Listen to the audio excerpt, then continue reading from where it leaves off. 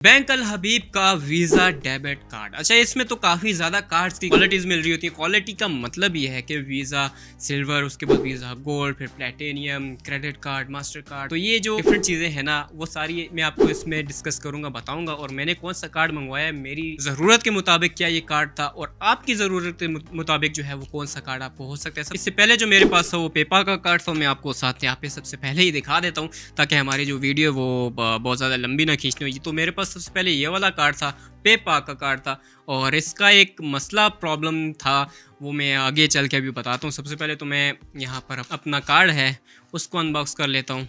और तो यहाँ पर हमारे पास ये बॉक्स है, तो ये हमारा कार्ड है, और साथ में ही हमें यहाँ पे पूरी बैंक अल हबीब की एक गाइडेंस दी गई है कि क्या क्या और कैसे कैसे आप कौन सी चीज़ इसमें से कर सकते हो। खैर ये पढ़ते तो नहीं है, लेकिन फिर भी एक दफ़ा अगर आप इसको वक्त दे के पढ़ें तो पढ़ सकते हैं। तो यहाँ पे जो मेन फीचर है इस कार्ड का वो यहाँ पर बताया गया है। ख़रीदो फरोख्त आप कर सकते हैं ऑनलाइन, फ्यूलिंग कर सकते हैं, सफ़र कर सकते हैं, और खाने पीने की जगह पे वो POS या वो स्वीप कह सकते हैं, वो भी आप कर सकते हो। उसके अलावा यहाँ पे काफ़ी ज़्यादा जो चीज़ें हैं वो दी गई हैं, लेकिन हमारे यहाँ पे किसी काम का है नहीं। कार्ड की तरफ चलते हैं, तो कार्ड में हमारा यहाँ पे एड्रेस आ रहा होता है, और साथ में हमारा यहाँ पे कार्ड चिपका हुआ होता है। अब कार्ड की बात करें तो यहाँ पे मेरे पास मेरा वीज़ा डेबिट कार्ड है, और काफ़ी ज़्यादा अच्छी लुकिंग है इसकी। मतलब एक ब्लैकिश और सिल्वरिश कलर की इसमें लुक आ रही है, और काफ़ी अच्छी लुक इसमें आ रही है। अच्छा, कार्ड दिखाने का मकसद ये है कि आपको मैं ये बता सकूं कि ये कार्ड आपके किस काम का हो सकता है।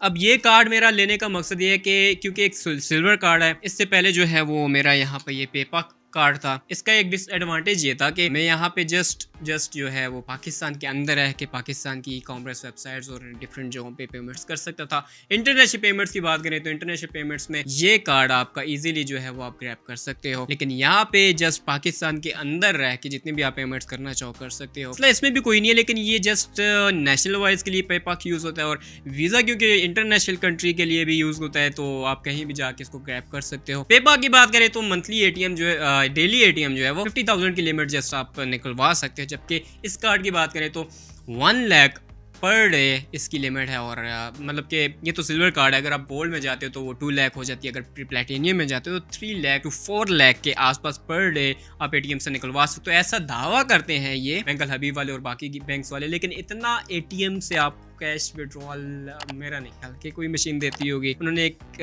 लिमिट सेट की होती है 50 to 60,000 में भी, इससे ऊपर नीचे थोड़ी बहुत हो सके, इससे ज़्यादा ATM आपको नहीं देगा। यहाँ पे जो ये कार्ड है, अगर आप बैंक अल हबीब का एक करंट बैंक अकाउंट यूज करें, तो आप अगर जस्ट आपने ATM और भी कम विड्रॉल पे यूज करना है तो आप पेपा का कार्ड बनवा लें।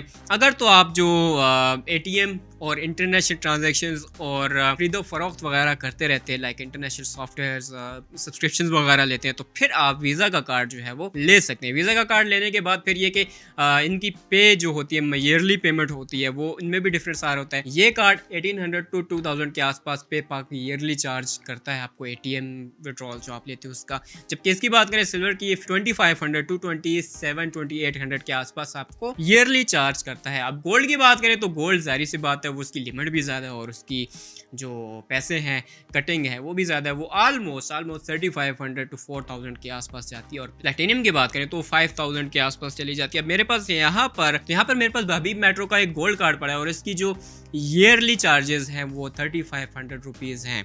तो मतलब कि इतना डिफरेंस आता है, इनकी ATM लिमिट्स में डिफरेंस आ जाता है, बाकी इनमें ज़्यादा कोई इतना ख़ास डिफरेंस नहीं आता। हाँ, एक और चीज़ यहाँ पे आप इनेबल कर सकते हो कि यहाँ पे इनके कार्ड्स में डिस्काउंट्स आते हैं। अब इसमें डिस्काउंट चल रहा था, डैनी में आया हुआ था, डैनी वेबसाइट जो है मतलब कि टेक्नोलॉजी की चीज़ें वगैरह जो देती है, डैनी में आया हुआ था, और साथ में ऑडियोनिक में आपको 30 to 40% अभी मेट्रो वाले जो है वो यहाँ पर दे रहे थे, और इनके जो डिस्काउंट्स वगैरह वो भी आते रहते हैं। अब जो प्लेटिनियम कार्ड है और जो गोल्ड कार्ड है उसका डिस्काउंट रेट कुछ ना कुछ ज़्यादा होगा कंपेयर टू सिल्वर कार्ड। अब सिल्वर मैंने क्यों ग्रैब किया, क्योंकि मुझे 1 लाख तो काफ़ी ज़्यादा है, मेरे पास तो 1 लाख इतना होता भी नहीं है। इसको ग्रैब करने का मकसद ये था कि मैं ऑनलाइन पेमेंट्स वगैरह ईजिली कर सकूँ, मुझे कोई इशू वगैरह ना आए, सब्सक्रिप्शंस और ये चीज़ें जो भी मैं बाय करता हूँ ईजिली इस कार्ड से परचेज़ कर सकूँ।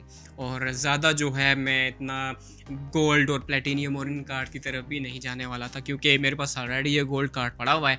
और ये कार्ड बनाने का मकसद ये था कि मेरे जो ट्रांजैक्शंस हैं वो ऑनलाइन इजीली मैं कर सकूँ।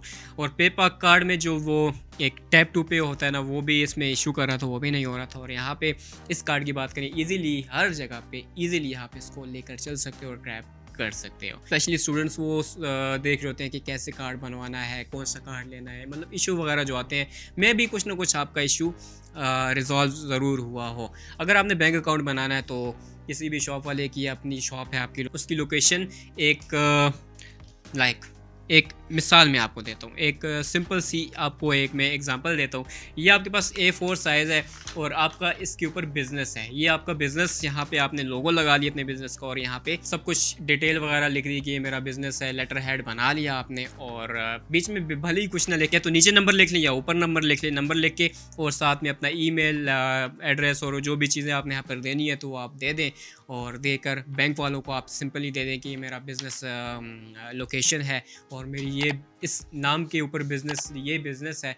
तो बाज़ औक़ात बैंक जो है वेरीफाई करते हैं बहुत कम जगहों पे और मैक्सिमम जगहों पे वेरीफाई नहीं करते। तो इस तरह से आप ये अपना बैंक अकाउंट ग्रैब कर सकते हो। और जब एटीएम की बारी आएगी तो आप एटीएम जो है वो उन्हें बोलिएगा कि मेरा वीज़ा का एटीएम जो है वो आपको गिवन दें। तो जब वीज़ा का एटीएम आपको गिवन देंगे तो इजीली तब आपको बाद में ये वाला कार्ड जो है पेपाल का, सबसे पहले पेपाल की रखेंगे। अगर आपने ना बोला तो फिर वो पेपाल का आपको देंगे। आपको बोलना है कि आपको वीज़ा कार्ड चाहिए। जब आप वीज़ा कार्ड का बोलेंगे तो आपके पैसे जो हैं वो बच जाएंगे और सिंपल इज़ दैट कि दोबारा आपको चेंज नहीं करना पड़ेगा। तो ये थी आज की हमारी वीडियो। उम्मीद है कि आपको कुछ ना कुछ समझ में ज़रूर आया होगा और काफ़ी हेल्प आउट हुई होगी आपकी। तो खुश रहिए, आबाद रहिए, मुझे भी अपनी दुआ में याद रखिए। तो मिलते हैं अपनी नेक्स्ट वीडियो में, तब तक के लिए टेक केयर, गुड बाय।